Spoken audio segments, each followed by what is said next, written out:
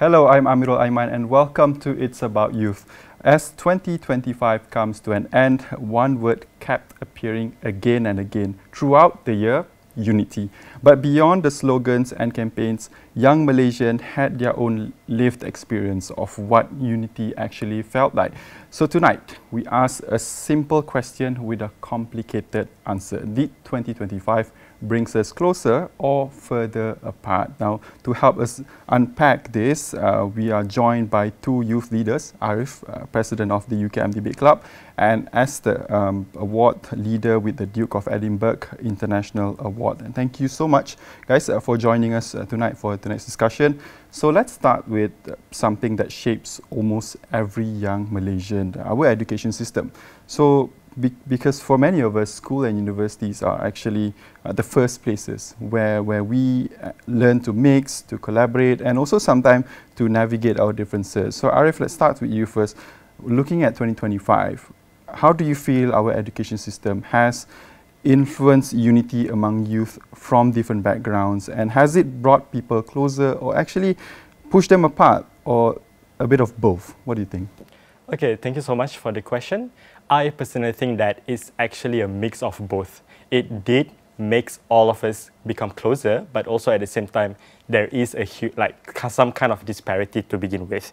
For example, like if we see on our daily life application, schools and universities are the main platform that create some kind of shared medium and also experiences for the students. We have like Kelab Persatuan, Sukan, or even any kind of organizations for the students. And I think that situation simply is good incentive that we have to maintain. But understand that unity is not automatic, which means that a lot of us still have to take the incentive on our own to become much more collaborating between one and another. Or else it's going to be parallel experience where less incentive to mingle around from different people from different backgrounds, for example. So I feel like nowadays youth are willing to mix with different races, with our friends and all, but there is still I would say the system in current status quo itself is not designed for meaningful interactions. Therefore, there should be more efforts on fixing that part of the status quo in general. So yeah, if you were to ask me, I feel like there is a lot of good friendships in education system itself. I myself have a lot of friends from different backgrounds, for example. But in order to maintain that kind of stability, we have to keep on trying new things and also talking to new people, doing more exciting things in our university years, and eventually get more meaningful experiences. Esther, how do you see it from your experience? So from my experience, because currently I'm working among secondary school students essentially, so one thing that I can observe among them is that when we speak about unity, we often quote unity with the concept of races. But unity is not only confined to that alone. Unity also refers to the word inclusivity, where it also refers to differently abled people. So one thing that we can see among the initiatives that the ministry has announced is integrating sign language as a part of a subject upcoming the year 2027, which is somewhat a good initiative because it allows these young people to realize that unity does not only evolve around one particular area, but also it refers to inclusivity with differently abled people. So if we look at the current status among youth and also among teenagers itself, it's a mix of both. I do agree with what our friend mentioned here. So the government should encourage and also should initiate more initiatives in order to encourage these people towards unity and also inclusivity at the same time. I want to toss you guys this question because referring to recent cases when we've heard in the news where there's this one cases where one STPM leavers, Chinese student, he couldn't make it to any public universities. There was a lot of hurrah between the medias and all that. Do you think this kind of case actually shows there's a gap between the education system and also it kind of create a conflict between race as well? We can see in the media. Do you think it's an isolated case, or do you think there's something beyond systemic problem in our education system? Maybe you can start with Arif first in that. I think to answer that question or the incident itself, that falls back to the awareness of yourself towards the current system that we have in our nation. So the moment that you're trying to criticize your own fate, which is, I would say, the UPU system itself is fairly justified and also fairly coordinated by the authorities. So the moment that you want to criticize that and make it a big hoorah out of it, that simply just shows you that you are some kind of lacking in terms of information and also knowledge about what is truly happening. So to avoid that thing from being worse or to avoid that thing from happening again in the future, I would say that the young Malaysians out there should really educate themselves, really become like literate about all the news, how the education system works in general. So you can simply get more aware about what is happening all around you and therefore creates like avoiding creating more conflicts or drama that is unnecessary and also some kind of like affecting the nation's peace in general. So yeah, just like try to educate more and really investigate why is it happening so and what can you do about it.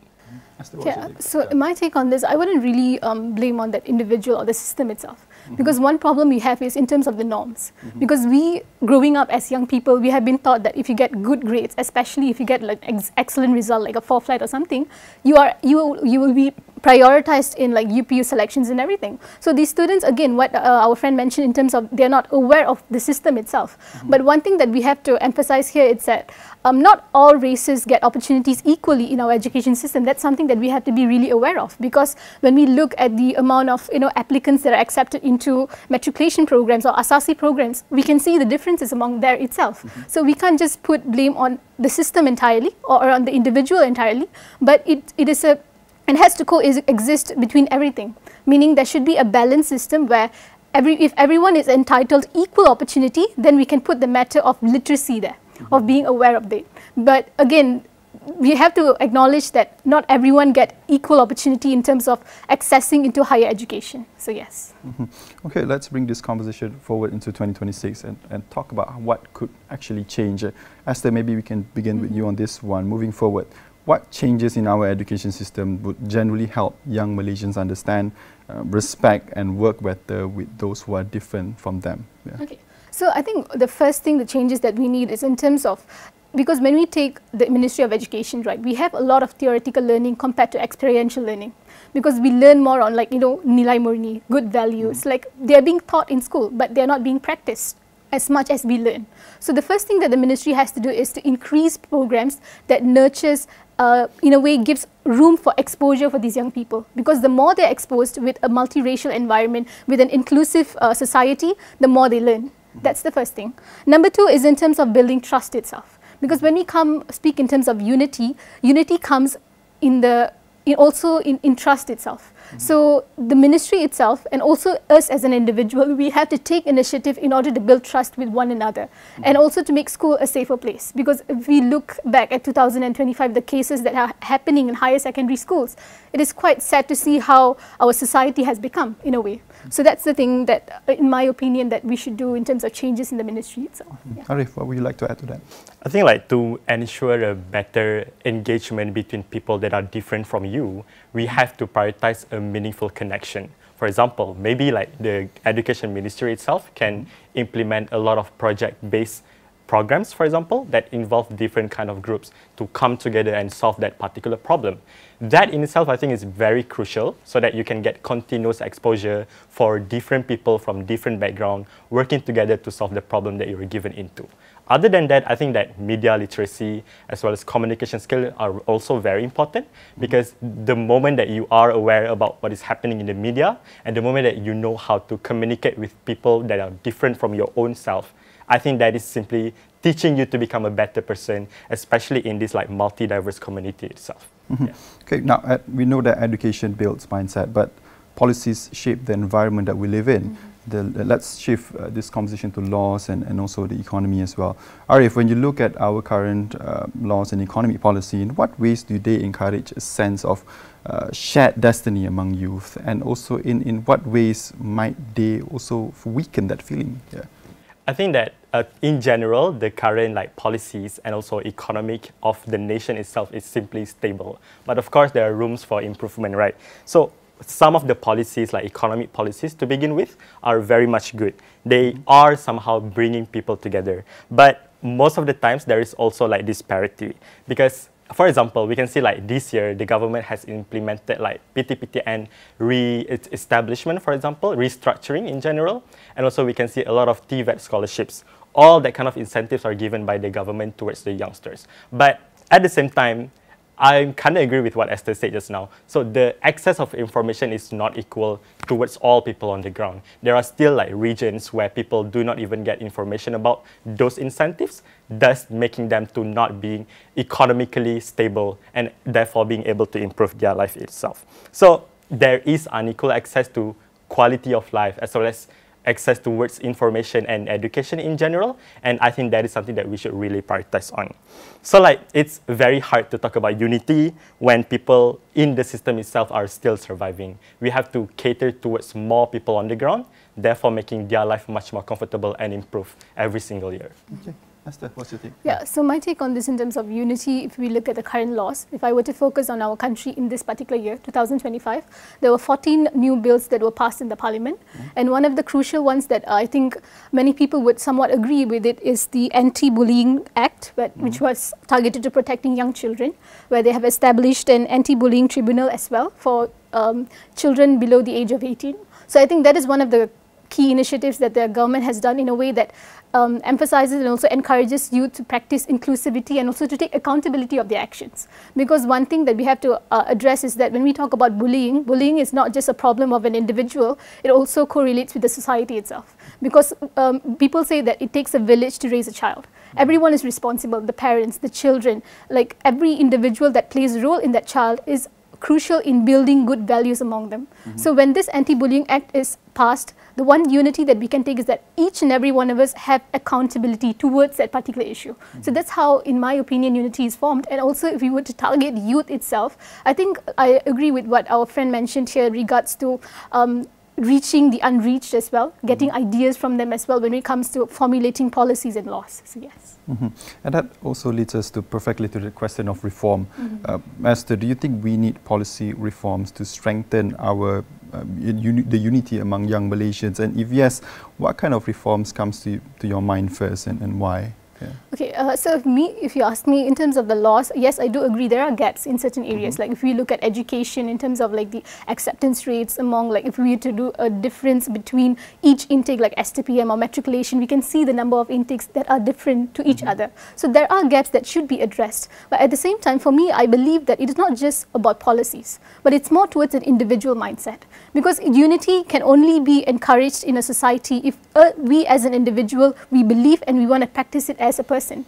Because although we have good policies, like we do have stable policies in our country, but most importantly, change begins with one individual. And the most important aspect is our mindset regarding that issue.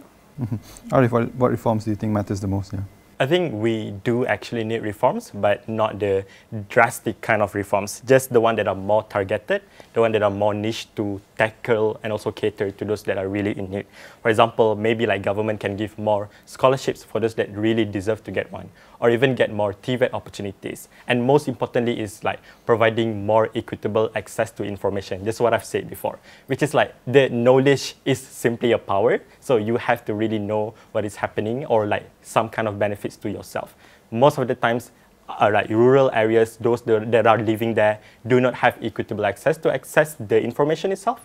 So therefore, I think government should really do something to reach that level of knowledge to the people. Therefore, they can know what is the benefits that are available for them, and it simply increases the freedom of choice that they have to begin with. I'd like to ask you if I can follow up with that, Arif, because Esther mentions that a change needs to happen. The individual needs to change first. I think that's what you mentioned, right, Esther? So did you agree with that statement, or do you think it's a more like a top-to-bottom approach, or it's the other way around? Yeah. I think it's actually 50-50. The top people or authorities or even governments should play equal role with the individual level itself. Because if you are the person of this nation, right, you have to really know what is actually given to you, what is the policies that government really care and they want to protect you in some kind of way. At the same time, government should also like really listen to the people on the ground, to listen to this probably like problems or sufferings, and in that way it helps with the policy making that the government have to do to begin with. So I feel like both parties should give like better and also equal chance of like play, for example. In that way we can ensure more efficient communication and better policy making eventually. Okay, now policies set the rules, but politics sets the mood, especially for youth. So let's go there first. Arif, thinking about the major political events this year, we have a lot.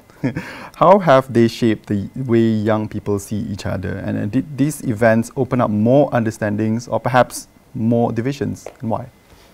I think it kind of sets both situations. True, politics nowadays polarizes people to a certain point, but at the same time, due to like non-stop public discourse, for example, due to non-stop conversation between people about this party or that party, in that way, it creates a more like space for people to share their opinions and also eventually improves their literacy about the politics in general. So if you see like online spaces, for example, they do amplify the conflict. People really talk whatever they want there, but also at the same time, it gives more literacy towards other people that are seeing that particular article, for example. At least they know, oh, there is something happening within my nation. I think I should do about it, or at least get to know what is happening all around the world. So like, even though public discourse can be a little like extreme, for example, but if you see real life, I don't think like more youth are simply hating on another. We're just like trying to make the sense out of it. So it's not really that extreme to begin with, but it's just the point of discussing among your friends, discussing about what is happening all around the world. And that being said, you can get to know a lot more information about your nation. Astro? Yeah, for me, because this past year we had a lot of political issues, right? But I just want to mention on two key areas that I think most of us have seen in the past few months. Number one is in terms of the ASEAN chairmanship. Malaysia, we are the ASEAN chairman, and we also hosted the main events in regards to ASEAN and stuff. But for me, I believe that this was a good platform for the young people to get to know more about ASEAN, because the awareness regarding the role of ASEAN and also the role of Malaysia in regulating all the policies and also regulating the events itself, in a way it created a good bond among the ASEAN countries. Because during the ASEAN summit, it was not only targeted for the leaders itself, but also the young people. They were able to engage in exchange programs and everything. So in a way, it encourages these young people to engage with an audience that they're not familiar with. So that's the first thing that I can see. Another thing, if we see recently regarding the recent election in Sabah, we can see that many young people are coming forward in terms of voicing out their own opinion in social media and also in any platforms, regardless of where they are. So this is a good growth, but at the same time, I also acknowledge that some young people are also not very literate in terms of politics, in terms of the policies that are being emphasized and shared across. So they should take up initiatives to learn better regarding it. Yeah. I'd like to bring you guys to this kind of statements. We have a lot of political figures, especially from the right wing and all that, making such statements that could consider as racist. And if you look at online, those kind of statements gain traction, especially among youth. I don't know, maybe on TikToks and all that. Do you think those kind of statements, I don't want to name names, but do you think those kind of statements, actually the youth truly believe in that it will create some kind of discourse between race? Or do you think youth nowadays will be like, no, I don't buy in this idea, we believe in more united Malaysians? So what do you think? Yeah, you can start with Astro first, perhaps. For me, I believe there is a possibility for there to be a discourse, because we can see that young people are vulnerable to be influenced easily. Not many people have their own individual stand regarding an issue. Like many young people that I have worked with, especially in the age of like 15 to 19 years old, they are like prone to being influenced regarding like the ideas that they hear online. So when they hear an issue, especially in a right-wing leader mentioning regarding race and talking topics that are not very good for our society, that in a way can influence these young people, and they themselves can develop similar ideas to it. So there is a possibility, but at the same time, if they have their own individual stand and opinion, that would in a way help them navigate it. Yeah. Do you think our youth are well opinionated? Yeah. Okay, it's actually a 50-50 thing, because if we can see that there are people who are very well opinionated, they have their own stand regarding an issue, but at the same time, there are youth that are easy to be influenced in a way. So the reason why they're easily influenced is because they lack exposure. And if they have exposure, if they have proper guidance regarding these issues, they will be able to navigate and also develop their own opinion regarding an issue. Yeah. Okay. Arif, yeah, what's your take on that? I think whenever there is like a controversy that is happening all around social media, there is a chance for public discourse to happen. And again, public discourse is generally good. People at least can know what is happening. But I feel like everyone of us should actually have the self-incentive to investigate what is the truth or the wrong motion that is being presented through this public discourse itself. So like, it's good for you to participate in public discourse, voicing out your opinions, voicing out what kind of stance that you're choosing from. But you also have to acknowledge the fact that it's going to have some kind of implication if you really voice out too much. And also, if you don't voice out, you should also investigate and analyze all the truth levels that are being presented online. That in itself is simply a good thing for us to begin with, because it conveys a lot of important message, especially to the young Malaysians. Okay, so beyond watching politics, let's talk about youth in politics itself. Esther, based on what you've seen in 2025, how would you describe the role of youth they have played in politics, and what more do you think young Malaysians could help or to shape a healthier and more united political environment? Yeah. So for me, I would say that if we look at the past few months in terms of youth participation in a political environment, since the passing of the bill of reducing the voting age, we can see that many young people have come forward in terms of like learning about politics itself, getting to know about the system. Like right now, if we look at the numbers of young voters, it's approximately around 5 million, more than that. So we have a lot of young people who have actually taken up initiatives to learn about politics itself, to get to know about their leaders, to get to know about the people who are competing in their own area. And also we can see that a group of people are also involved in activism, where they come forward if there are something that they don't agree with the government, they do show their opinions regarding it. So we can see, but again, everything must come in a balanced area, meaning young people should know their limit when it comes to voicing out their opinion. At the same time, they should know the ways that they should address their opinions and everything. Yeah. Okay, so Arif, what's your view on that? Yeah. So I think that the more we progress across the year, the more we can see more youngsters are really invested and interested towards political landscape. Even though that is true, there are still some kind of holding back power that is maintaining this youth at the current level, which means they cannot go further. But that simply happens because for a fact that the access is limited. I feel like even though nowadays the youngster voices are very loud, right? Through student like RAPs, activism, we can see a lot of organizations that involve students to begin with, there is still like unequal access for them to go further beyond that. For example, I feel like government should give them more access to join through like local elections, for example, local council to decide and help with the policy making, and also like some kind of like involvement that is heavily prioritizing these youth opinions to begin with. So nowadays, I feel like many reactions are most of the times reactive rather than proactive. So in that way to tackle and improve the problem, I feel that more youth should actually involve themselves, probably things like in NGOs, for example, local councils, or even like student unions to begin with. So in general, youngsters are very loud online. They know what to voice, when to voice out, but there should be more access for them to begin with, when we can involve a lot of people to also join the discourse. I think we don't have enough time, so I'll skip to the last question that I'll ask for the both of you. Let's hope that to end with what you hope to see next year. So Esther, looking ahead to 2026, what concrete steps would you like to see the government take to strengthen unity, especially if they are serious about listening to youth feedback from this year?